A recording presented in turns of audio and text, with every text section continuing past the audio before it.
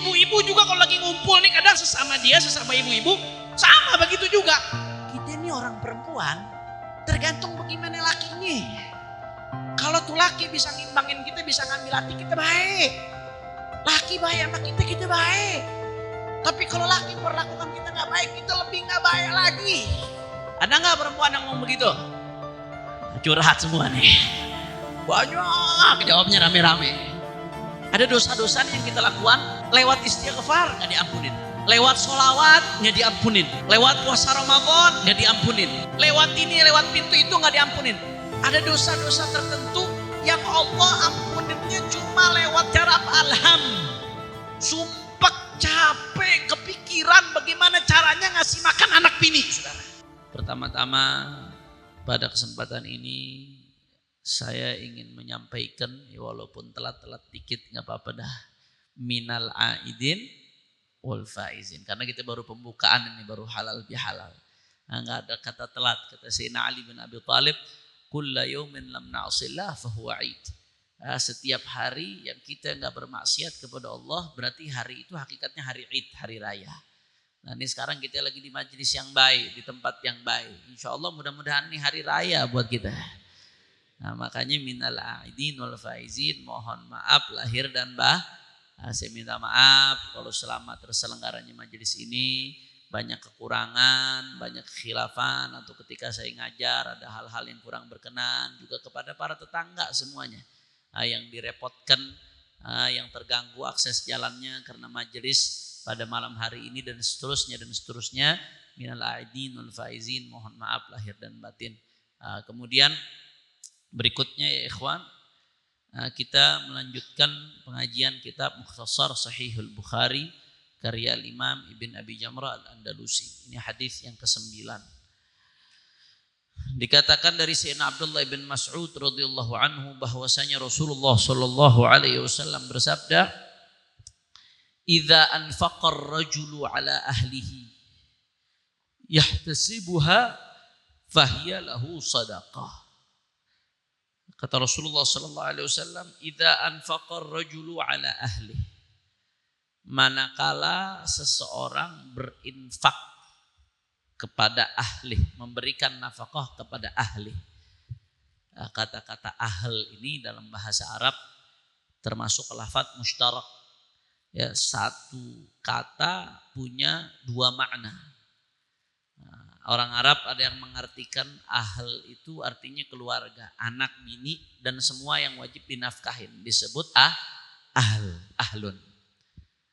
Tapi sebagian di dalam literatur bahasa Arab, sebagian di dalam hadis, kata-kata ahl bermakna ahl itu keluarga. Makanya kadang-kadang kita kalau ngomong sama orang Arab sampai sekarang, tiji ma'aman ji'tu ma'a ahli. Kamu datang sama siapa? Aku datang sama ahli, maksudnya istri. Nah, kadang-kadang dalam bahasa Arab ahlun disebut juga artinya istri. Jadi dia punya dua makna dalam bahasa Arab. Kata ahlun ada kalanya maknanya keluarga, anak, bini, termasuk istri di dalamnya. Berarti lebih umum dia, kata yang kedua ini lebih umum. Ada kalanya yang kedua artinya khusus istri saja, ahli. Nah terus yang di hadis ini bagaimana nih? Manakala seseorang laki-laki memberikan nafkah kepada ahlinya. Nah di sini apa? Nah, kalau kita ngaji ilmu usul fiqh ada istilah yutlaqul mushtarak ala ma'anihi ma'an. Kata-kata yang punya dua makna atau lebih, selama bisa cocok dibawa kepada semua maknanya, nggak apa-apa diartikan kepada semua maknanya. Artinya apa? Ya di sini bisa saja kita artikan manakala seseorang memberikan infak baik kepada istrinya secara khusus atau kepada keluarganya secara umum. Nah, jadi kata Nabi SAW, "Idza anfaqar rajulu ala ahli." Manakala seseorang berinfak, menafkahkan kepada keluarganya, istrinya, anaknya, termasuk ketika orang tuanya nggak ada yang menafkahi, kewajiban seorang laki-laki untuk menafkahi orang tuanya, nafkah wajib, dan seterusnya. Yahtasibuha, kata Rasulullah. Kemudian nafkah tersebut, itu kembali kepada nafkah. Nafkah tersebut yahtasibuha Ayyuridu biha wajhallah. Dia tidak ada tujuan lain kecuali mengharapkan pahala dari Allah Subhanahu wa ta'ala. Nah, kata Ibn Abi Jumrah dalam Tahdhibun Nufus wa tahalliha wa ma'rifatu ma laha wa ma 'alaiha, ya, beliau menjelaskan kalau kata-kata ihtisaban, yahtasibuhani dari masdar ihtisaban, mengharapkan pahala dari Allah, enggak ngarepin lain. Enggak ngarepin pujian, bukan karena mengharap dapat penghormatan, bukan mengharap dihargai, bukan mengharap yang lain-lain. Yang diharapkan hanya pahala dari Allah Subhanahu. Nah, kata ulama kalau disebutkan ihtisaban di dalam satu hadis, maka biasanya dibarengin dengan kata-kata imanan. Nah, kita ingat di bulan Ramadan hampir semuanya nih hafal nih hadis. Kenapa? Karena nih hadis pernah masuk di TV, di iklan. Hadisnya pernah masuk ke iklan sirup. Man shoma ramadhana imanan wahtisaban ghufira lahu ma taqaddama. Gara-gara satu hadis masuk iklan kita bisa hafal, Saudara. Makanya enggak heran lagu-lagu TikTok pada hafal nih. Saban hari ditontonin mulu, Saudara. Itu pengaruh media dahsyatnya. Kenapa kita hafal di hadis? Gara-gara nongol di TV. Gara-gara nongol di TV. Bayangin kalau yang punya TV orang soleh, yang tiap hari yang ditonton, yang ditampilin sabdanya Rasulullah SAW. Berapa banyak sabda Nabi yang kita hafalin, Saudara? Nah, kita kembali ke pembahasan. Kata Rasulullah SAW, di sini yahtasibuha karena ihtisaban. Nah, ulama menjelaskan. Ulama ini menjelaskan. Nah, di sini nih, di hadis ini yang disebutkan cuma satu, ihtisaban doang, imanannya nggak disebutkan. Maka kata syarah hadis ini, kalau disebutkan ihtisaban sendirian, sedangkan di hadis-hadis lain disebutkan imanan, karena iman tasdiqan biwa'dillah, yakin kepada janjinya Allah, maka otomatis direndengin tuh, walaupun nggak disebutkan di hadis ini, karena merujuk kepada hadis-hadis yang lain. Nah, jadi kalau kita artikan lengkapnya nih, ya, berdasarkan pemahaman para ulama hadis ini, manakala seseorang menafkahi keluarganya, yang pertama imanan, karena yakin dengan janjinya Allah. Kemudian yang kedua ihtisaban, dia mengharap pahala dari Allah, dia nggak ngarep pujian, bukan karena takut cacian, bukan karena pengen dipandang manusia, bukan karena pengen dihargain anak bini, tapi yang diharapkan pahala dari Allah. Apa kata Nabi? Fahiyalahu sadaqah. Setiap nafkah yang dikeluarkan pahalanya seperti sedekah. Jelas apa kagak? Nah, jadi bapak-bapak ini kabar gembira buat bapak-bapak. Bapak capek, puntang panting luar biasa, banting tulang, nyekolahin anak, ngasih makan anak, ngasih makan bini, buat bayar kontrakan, buat bayar listrik. Nah, beruntung Anda ngaji, jadi tahu hadisnya Nabi. Supaya jadi pahala sedekah apa? Lurusin niatnya. Niatnya betul-betul karena Allah. Makanya ulama di sini menyebutkan nafkah ini kan sifatnya wajib. Ada nafkah yang sifatnya wajib.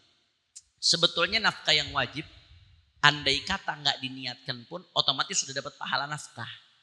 Tapi belum dapat pahala sedekah. Nah, ulama di sini menjelaskan nih, kalau pengen nafkahnya dapat pahala sedekah, niatnya lurusin. Pasang niat yang baik. Niatin nih, saya sedekah, saya nafkah, nggak ada tujuan lain kecuali Allah Subhanahu wa taala. Jadi keringetnya jadi pahala tuh Bapak sekalian. Sumpeknya dalam hadis lain diriwayatkan ada dosa.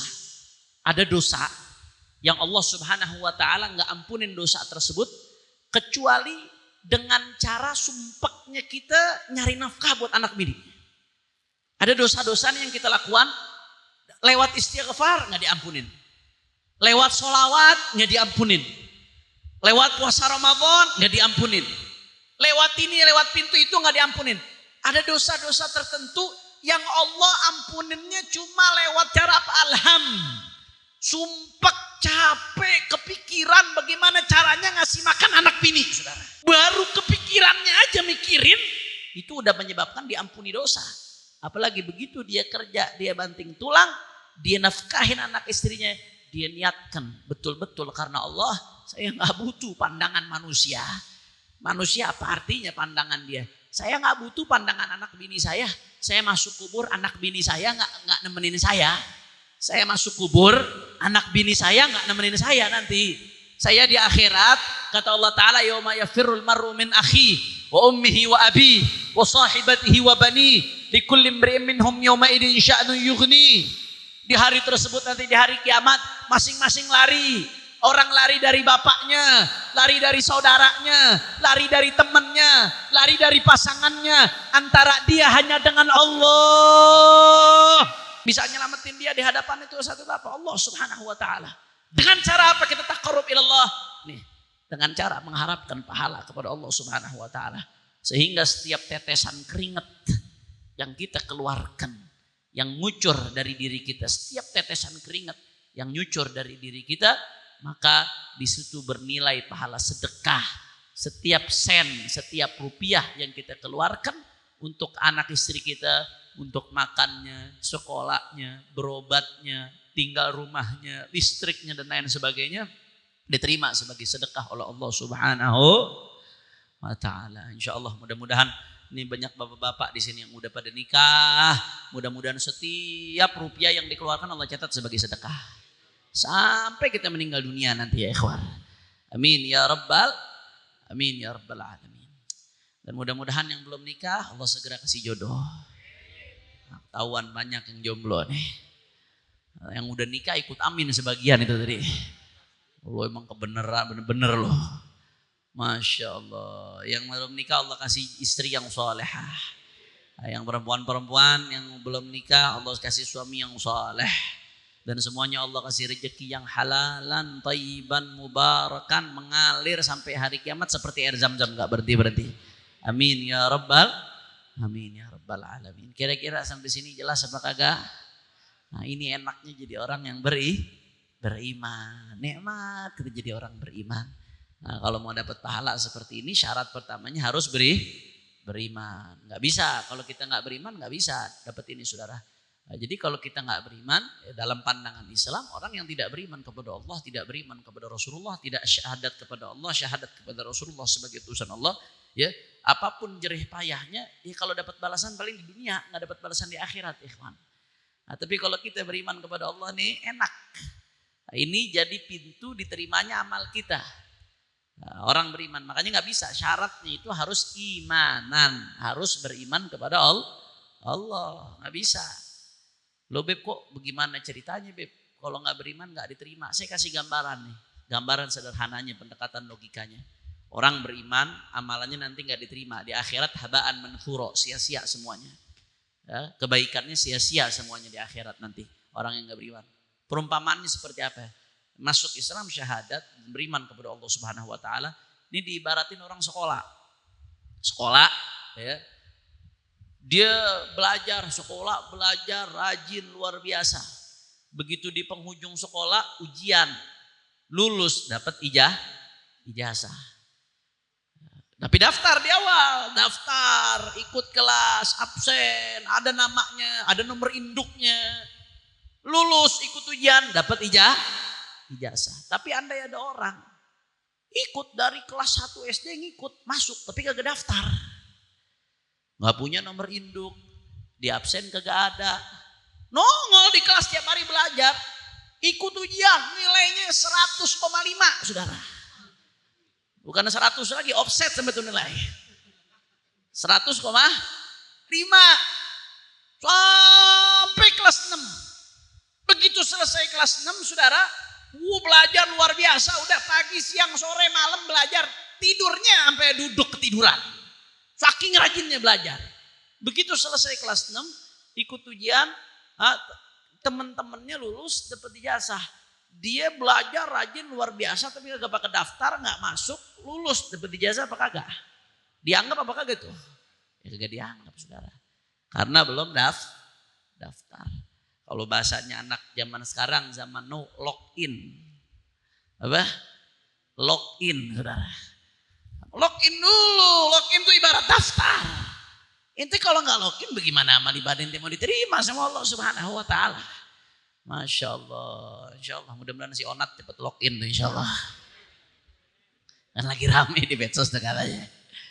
Masya Allah, kira-kira jelas atau tidak? Mudah-mudahan Allah jaga iman Islam kita sampai husnul khatimah. Amin ya rabbal alamin. Kemudian yang kedua di sini yang kita pelajaran yang bisa kita ambil dari sini, pentingnya niat yang baik. Pentingnya pasang niat yang baik di dalam pernikahan. Makanya dulu para salafun saleh di kulli syai'in lahum niat. Mereka dalam segala sesuatu punya niat. Segala sesuatu mereka punya niat. Sampai ada seorang ulama, Habib Sa'ad Al-Idrus, guru daripada guru-guru kami. Saya nggak nututi beliau. Pas saya datang baru meninggal beliau. Karangan kitabnya banyak. Rahimahullahu rahmatullahi wabarakatuh. Dan kita dapat keberkahannya insyaallah. Guru daripada guru-guru kami. Ya. Habib Sa'ad itu punya kitab judulnya Kitabun Niat. Satu kitab risalah kecil udah diterjemahin jadi bahasa Indonesia setahu saya. Itu cuma bahas tentang niat. Ente kalau mau keluar rumah niatnya apa aja. Karena makin banyak niat makin banyak pahala. Nah, ente kalau mau keluar rumah niatnya apa? Ente mau masuk kamar mandi niatnya apa? Mau makan niatnya apa? Mau ke majelis taklim niatnya apa? Nah diantaranya mau nikah. Ini nikah ini satu fase baru dalam kehidupan. Ada perubahan yang tadinya ente tidur sama guling yang gak bisa kentut, jadi tidurnya sama guling yang bisa kentut, saudara. Ada perubahan tuh, ada perubahan fase kehidupan. Ada perubahan fase yang luar biasa. Yang tadinya ente cuma mikirin diri ente sendiri, sekarang ente mesti mikirin bini, mesti mikirin anak. Yang tadinya ente bisa bawa diri, sekarang gak bisa. Ada fase perubahan yang luar biasa. Yang tadinya ente punya keluarga ente doang, sekarang ente harus nyambung sama keluarga mertua ente, keluarga istri ente, karena udah jadi keluarga ente. Itu ada fase perubahan hidup seseorang yang luar biasa. Tidak digunakan kecuali untuk yang halal. Syahwat tidak disalurkan kecuali untuk yang halal. Ibadah. Kata Rasulullah, wa fi bud'i ahadikum sadaqah. Kamu menggunakan kemaluanmu untuk disalurkan syahwat di tempat yang semestinya sedekah. Sahabat sampai nanya, ya Rasulullah, ini orang nunaikan syahwat ya Rasulullah. Masa iya nunaikan syahwat sedekah? Udah enak sedekah lagi ya Rasulullah. Masa iya orang nunaikan syahwat sedekah? Kata Rasulullah apa? Kamu tidak lihat, andai ditaruh di yang haram, syahwatnya disalurkan ke yang haram, dosa apa kagak? Dosa. Sebagaimana kalau syahwat diletakkan ke yang haram dosa, syahwat ditaruh di yang halal mendapatkan pahala. Niat ibadah satu. Dua, supaya kalau di rumah ada teman sholat berjamaahnya. Tiga, supaya apa nih? Supaya lelahnya jadi lillah. Capeknya, jeripayanya, keringatnya begitu dikeluarkan dapat pahala sedekah. Nah, tapi saya jadi teringat waktu saya nikah dengan istri saya tercinta, doain lagi hamil sekarang udah 7 bulan, doain biar ibu dan kandungannya dijaga oleh Allah Subhanahu wa taala, dimudahkan segala persalinannya. Amin ya rabbal fi khairin lutfin wa afiyah. Fatihah. Bismillahirrahmanirrahim. Alhamdulillahirabbil alamin. Maliki yaumiddin. Iyyaka na'budu wa iyyaka nasta'in. Ihdinas siratal mustaqim. Siratal ladzina an'amta 'alaihim ghairil maghdubi 'alaihim waladdallin. Amin. Jadi saya ingat waktu saya nikah. Waktu itu saya didampingi oleh almarhum walidi rahimahullah rahmatul abrar. Kemudian didampingi Abu Ya Habib Zain, salah satunya didampingi oleh guru saya Al-Allamah Al-Habib Saleh bin Ahmad Al-Aidrus dari Malang. Nah, salah satu pimpinan Darul Hadis Malang, itu guru saya. Habib Saleh bin Ahmad Al-Aidrus, beliau sedang sakit, sekarang masih sakit, mudah-mudahan Allah berikan afiah tamah insyaallah. Beliau bisik-bisik sama beliau ini orang soleh.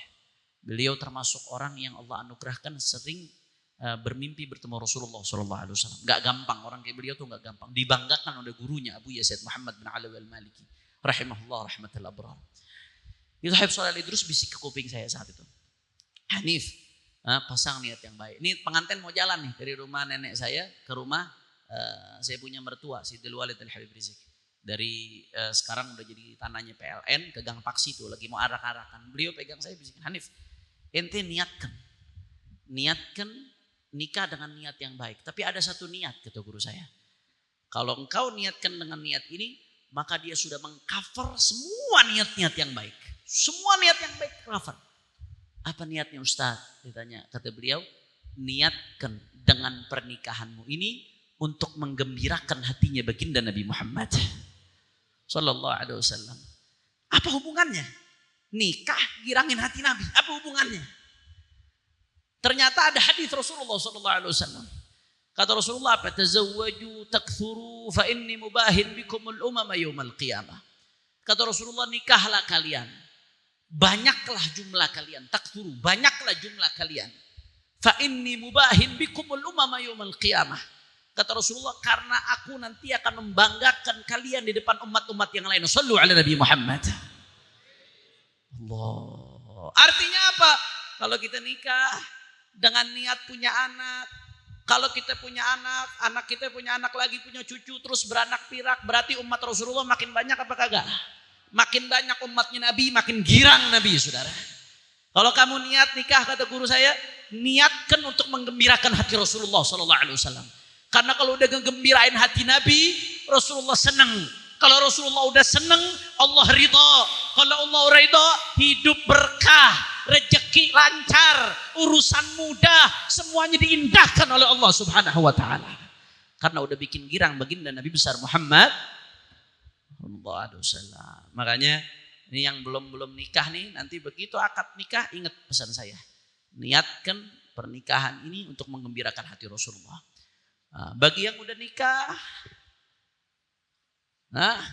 bagi yang udah nikah nggak ada kata terlambat, nggak ada kata terlambat. Allah maha mampu untuk merubah. Ya Allah ya Rabb, tanemin dalam hatinya sekarang, ya Allah ya Rabb, jadikan pernikahanku selama ini sampai aku mati nanti ya Allah untuk menggembirakan hatinya baginda Nabi besar Muhammad sallallahu alaihi wasallam. Kira-kira jelas atau tidak? Alhamdulillah. Kemudian yang kedua, yang ketiga, yang ini saya jelaskan yang berkaitan dengan masalah ini. Yang ketiga, ini bicara soal nafkah. Nafkah ini kewajiban suami, hak istri. Bicara soal nafkah, saya jadi teringat kunci kebahagiaan di dalam rumah tangga. Kunci kebahagiaan dalam rumah tangga. Apa kunci rumah tangga bahagia? Sederhana, gampang, nggak ribet-ribet teorinya. Keseimbangan antara hak dan kewajiban. Keseimbangan antara hak dan kewajiban. Dua kata doang. Kata kunci rumah tangga bahagia, dua kata. Ya tentunya kita bicara rahmat Allah, anugerah Allah dan seterusnya. Tapi ini kita bicara dalam praktek sehari-harinya berumah tangga. Kunci kebahagiaan rumah tangga, kata kuncinya ada dua. Yang pertama apa tadi? Hak. Yang pertama apa? Hak. Yang kedua hak dan kewajiban. Itu kunci kebahagiaan rumah tangga ya ikhwan. Keseimbangan antara hak dan kewajiban. Suami punya kewajiban. Kewajiban suami merupakan hak istri. Istri punya kewajiban. Kewajiban istri merupakan hak suami. Ketika suami menjalankan kewajiban, hak istri terpenuhi. Ketika istri menjalankan kewajiban, hak suami terpenuhi. Disitulah tercipta keseimbangan.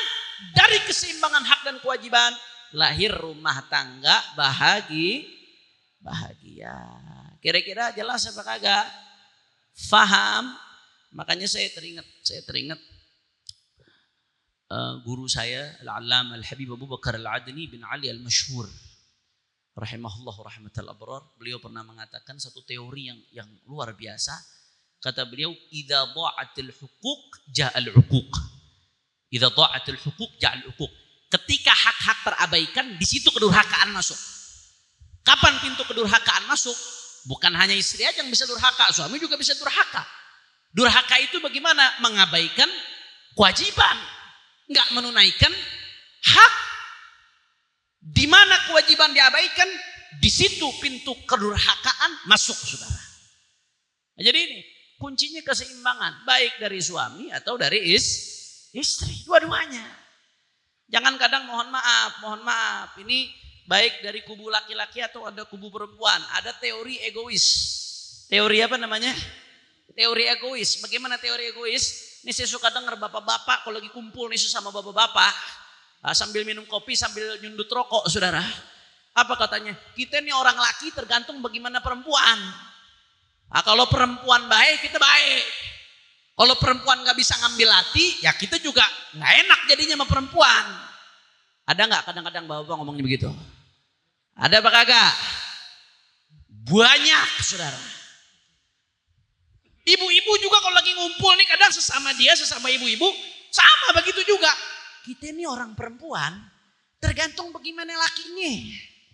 Kalau tuh laki bisa ngimbangin kita, bisa ngambil hati, kita baik. Laki baik sama kita baik. Tapi kalau laki memperlakukan kita gak baik, kita lebih gak baik lagi. Ada gak perempuan yang ngomong begitu? Curhat semua nih. Banyak jawabnya rame-rame. Itu namanya teori ego. Yang laki nyalain perempuan. Yang perempuan nyalain laki. Kagak ada habisnya. Ibarat kata ayam sama telur. Mana yang lebih dulu? Ayam apa telur? Hah? Ayo jawab. Ayam apa telur? Lah kan ayam keluarnya dari telur. Telur apa ayam? Lah kan telur keluarnya dari ayam. Muter-muter sampai gigi bejenggot tuh ayam sama telur kagak rapi, saudara. Betul apa kagak? Daur, kalau bahasa ilmu tauhid itu daur wa tasalsul. Muter-muter aja kagak rapi-rapi. Itu namanya teori egois. Di Islam enggak begitu diajarin, enggak. Ada hak, ada kewajiban. Rumah tangga yang bahagia tuh ada keseimbangan antara hak dan kewajiban. Ini yang laki-laki punya kewajiban sebagai laki-laki. Bagaimana? Nih salah satunya kewajibannya nafkah. Di antara kewajibannya apa? Ngedidik anak-anak saudara. Ngedidik istri. Ngedidik keluarga saudara. Oh panjang kalau saya sebutkan kewajibannya banyak dah. Itu butuh ngaji khusus itu. Ngaji tentang yang berkaitan dengan keluarga saudara. Gak bakal rapi kalau kita mau bahas. Di antaranya bagaimana? Jadi laki-laki yang baik seperti Rasulullah SAW bersabda, khairukum li ahli wa ana khairukum li ahli. Sebaik-baiknya kalian kata Rasulullah, laki-laki yang terbaik bukan yang paling diktator, bukan. Bukan yang paling petantang-petenteng sama istri, bukan. Bukan yang paling semena-mena, bukan. Bukan yang paling ditakutin sama bininya, bukan. Sebaik-baiknya kalian khairukum li ahli wa ana khairukum li ahli kata Rasulullah. Sebaik-baiknya kalian yang paling baik di dalam memperlakukan istri, dan aku kata Rasulullah adalah yang paling baik di dalam memperlakukan istri. Sallu ala Nabi Muhammad. Allah. Terus Beb, tolak ukur baik itu bagaimana Beb? Tolak ukur baik seperti apa? Ini saya kasih satu keterangan dari seorang ulama besar, pengarang Ratibul Haddad, Al-Imam Qutbil Irsyad Ghawthul Ibad Al-Habib Abdullah bin Ali Al-Haddad. Apa kata Imam Al-Haddad? Imam Al-Haddad menjelaskan Ar-rajulul kamil huwa alladhi yusamih fi huquqi nafsih wa la yusamih fi huquqillah. War-rajulun naqis huwa alladhi yakunu ala aksih. Nah, ini tolak ukur baik nih kata Imam Al-Haddad.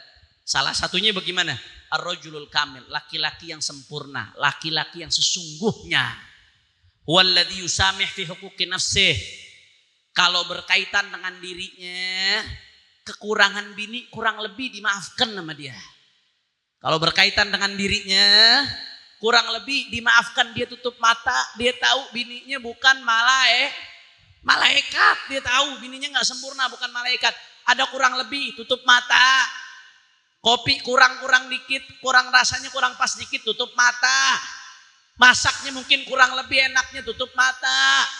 Kadang-kadang mungkin istrinya begitu dia datang malam udah ketiduran. Padahal dia lagi kecapean istrinya gara-gara seharian ngurusin anak, nyuci baju dan lain sebagainya. Akhirnya kurang maksimal melayani suami. Tutup mata, dia maafin. Dia tahu bini saya bukan malaikat. Kalau berkaitan dengan dirinya, dimaafkan ya ikhwan. Itu ar-rajulul kamil, laki-laki yang sempurna. Wa la yusami fi huquqillah kata Imam Haddad. Tapi kalau berkaitan dengan hak-hak Allah, nggak ada kata maaf. Bini nggak sholat, nggak ada kata maaf, tegas. Saya nggak mengatakan tegas kasar ya. Ada caranya kita ngingetin, ada caranya ngedidik.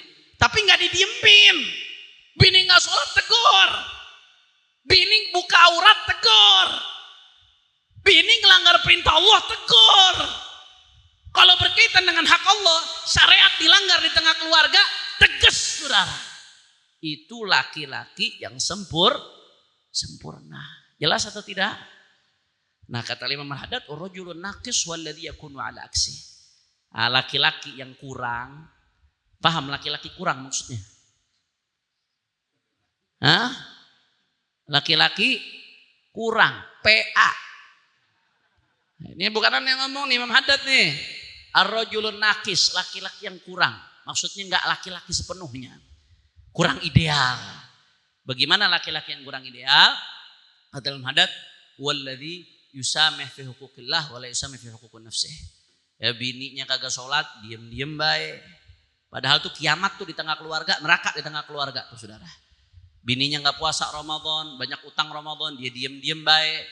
Bininya buka aurat kemana-mana, joget-joget di TikTok saudara. Sampai dilihat oleh laki-laki lain, buka aurat, dipanjang auratnya, ngelanggar aturan Allah Subhanahu Wa Taala. Dia diem baik, dimaafin, nggak ada masalah, didiemin aja udah. Wala yusami fi huquqi nafsih. Giliran dirinya salah dikit, waduh nggak kepukul lagu saudara. Apa kata banting gelas mulu saudara. Masya Allah, itu laki-laki yang setengah.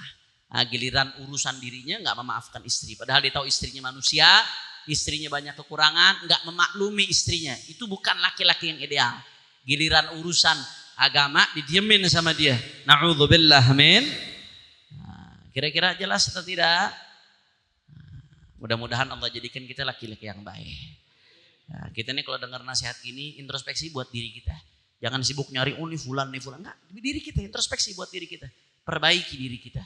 Nah, mudah-mudahan Allah jadikan kita laki-laki yang bisa menunaikan kewajiban insyaallah. Begitu pula perempuan juga punya kewajiban. Perempuan punya kewajiban banyak, kewajiban perempuan. Nggak bisa saya uraikan satu persatu di sini. Nah, intinya apa saudara? Di antaranya taat sama suami. Makanya dalam satu hadis Rasulullah SAW ada seseorang perempuan nanya, ya Rasulullah itu enak banget laki-laki bisa perang ya Rasulullah. Laki-laki perang mendapatkan derajat syahid ya Rasulullah. Mereka dapat derajat tinggi. Kami dapat apa ya Rasulullah? Apa jawaban Rasulullah? Husnu taba'ulika li zaujika ya'dilu dzalika kullih. Kamu jadi istri yang baik, memperlakukan suami dengan baik, itu sudah menyamai pahalanya perang di jalan Allah, saudara. Kalau saya pakai bahasa kampung baru nih, kalau ibarat kata perang, maka ibu-ibu ini pedangnya itu sutil, saudara. Perisainya ya penggorengan itu. Bagaimana caranya jaga keluarga? Jadi istri yang baik, itu pahalanya seperti orang yang jihad fisabilillah. Yang berperang di jalan Allah, yang mati syahid, yang habis-habisan luar biasa. Pahalanya didapatkan ibu-ibu cuma jadi istri yang baik di rumah, saudara. Allahumma sholli ala Muhammad. Bahkan dalam hadis lain yang saya sering kutip, perempuan itu kalau masuk surga gampang, perempuan masuk surga. Bagaimana caranya perempuan masuk surga? Kata Rasulullah, shallatil mar'atu khamsaha, salat 5 waktu, wa shamat syahraha, puasa Ramadan, wa hafizat farjaha, jaga kemaluannya. Nah, jaga kemaluannya, syahwatnya tidak disalurkan kecuali melalui yang halal. Kemudian yang keempat syaratnya kalau masuk surga, wa ata'at zaujaha, taat sama suaminya selama tidak diperintahkan untuk yang haram, selama tidak melanggar syariat, taat. Kata Nabi SAW, kalau perempuan sholatnya dijaga, puasanya dijaga, kemaluannya dijaga, kemudian taat sama suami, apa kata Nabi SAW? Qila laha udkhulil jannah min ayyi abwabil jannati syi'ti. Dikatakan kepada perempuan tersebut, masuk surga dari pintu manapun. Fast access VVI. Waduh. Jadi gampang, perempuan kalau mau dapat pintu VVIP surga gampang. Salah satu syaratnya taat suami.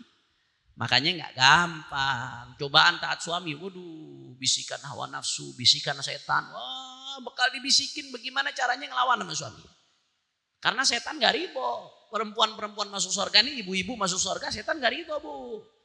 Setan itu udah sumpah di awal. Tugas saya ini nyesatin anak cucu Adam sampai hari kiamat. Bagaimana caranya anak cucu Adam masuk neraka? Itu tugas setan, saudara. Makanya setiap ada jalan pintu ke sorga, setan bakal ngalangin tuh. Bakal ngalangin bagaimana caranya dihalangin. Nah ibu-ibu diantara pintu paling cepat masuk sorga, akses VIP, taat sama suami. Jadi istri yang baik. Yang dalam hadis lain disebutkan oleh Rasulullah SAW, yang setiap suaminya ngelihat dia, suaminya senang. Setiap suaminya nggak ada, dia jaga itu rumah amanat, saudara. Dia jaga auratnya, dia jaga harta suaminya. Dalam hadis lain disebutkan oleh Nabi SAW, saudara. Nah, ini Masya Allah, ini akses VVIP kata Nabi. Bukan saya yang mengatakan. Kalau saya yang mengatakan, perkataan saya bisa salah. Tapi Rasulullah yang mengatakan, qila laha udkhulil jannata min ayyi abwabil jannati syi'ti. Dikatakan kepada perempuan tersebut, masuklah surga dari pintu surga manapun yang kau inginkan. Makanya enggak gampang karena pahalanya surga. Wah, surganya akses VIP lagi. Makanya enggak gampang. Setan enggak bakal ridho. Hawa nafsu enggak bakal ridho. Perempuan-perempuan akan terus dibisikkan, akan terus dibuat berontak jiwanya untuk taat kepada suaminya. Bagaimana caranya? Gengsi lah kalau nurut sama suami. Nanti takut lo kalau nurut suami lo diinjek sama laki lo. Ntar laki lo makin jadi urusannya. Jangan dikasih hati itu laki ya. Nah, hati-hati tuh Bu. Ibu-ibu kalau punya temen, sampingnya ngajarin ngelawan sama laki, hati-hati. Jangan-jangan ada tanduknya 2 tuh Bu, teman ibu tuh. Cuman gak kelihatan tanduknya. Kenapa? Karena beda dengan yang diajarkan oleh baginda Nabi besar Muhammad Sallallahu Alaihi Wasallam. Makanya perempuan-perempuan muslimah ini jalan ke surga yang diajarkan oleh Rasulullah. Abaikan bisikan setan, abaikan egomu, abaikan hawa nafsumu, fokus cari tiket VVIP menuju surga melalui taat kepada suamimu, bukan karena suamimu. Kalau karena suamimu pegal, suamimu manusia, apa yang bisa diharapkan oleh manusia? Tapi taatlah kepada suami karena perintah Allah dan perintah baginda Nabi besar Muhammad Sallallahu Alaihi wa ala alihi wasallam. Kira-kira jelas atau tidak? Pokoknya udah deh. Orang kalau udah nunaikan kewajiban nggak ada ruginya. Suami nunaikan kewajiban dengan baik nggak ada ruginya. Istri nunaikan kewajiban dengan baik nggak ada ruginya. Walaupun air susu dibalas dengan air tuba. Walaupun kita jadi laki udah baik nih, tapi bininya tetap luar biasa. Misalkan dia nggak rugi, dia dapat derajat indallah. Nanti dapat makom di akhirat, balasan Allah jauh lebih indah, saudara. Begitu pula sebaliknya, istri-istri udah jadi istri yang baik, istri solehah, suaminya tetap belangsakan, saudara. Nggak rugi. Anda tetap dapat derajat indallah. Orang jalankan kewajiban nggak ada ruginya. Tapi orang mengabaikan kewajiban, apapun keadaannya, dia akan rugi. Ikhwan. Walaupun zahirnya di dunia untung. Walaupun kelihatannya menang. Tapi ngabaikan kewajiban, pada hakikatnya dia rugi. Jelas atau tidak? Faham? Maka kunci kebahagiaan rumah tangga adalah hak dan kewajiban. Suami kalau mau mendapat derajat indallah, derajat yang tinggi di sisi Allah, tunaikan kewajiban Anda sebagai suami, berusahalah menjadi suami yang baik, saudara. Keluar dari majelis ilmu ini, jangan sampai keluar sama masuk nggak ada bedanya. Keluar belum jadi masuk, belum jadi suami yang baik. Keluar kalau bisa jadi suami yang baik. Supaya ada perubahannya, saudara. Supaya kita dapat maqam indallah. Begitu juga perempuan-perempuan yang hadir di tempat ini. Andai kata ada yang masuk ke majelis ini dalam keadaan masih suka ngelawan sama suaminya, masih suka kurang ajar sama suaminya, lawan itu bisikan syaitan, lawan itu yang ingin menjerumuskan kita ke neraka. Ambil tiket surga, jadilah istri yang baik. Mudah-mudahan Allah jadikan keluarga-keluarga kita yang penuh keberkahan insya Allah. Keluarga yang penuh sakinah, keluarga yang penuh rahmah, keluarga yang penuh mawaddah, sehingga mendapatkan keberkahan dari Allah Subhanahu wa taala. Amin ya rabbal. Nah, ini saja yang saya sampaikan. Mudah-mudahan yang sedikit yang saya sampaikan ini bisa bermanfaat.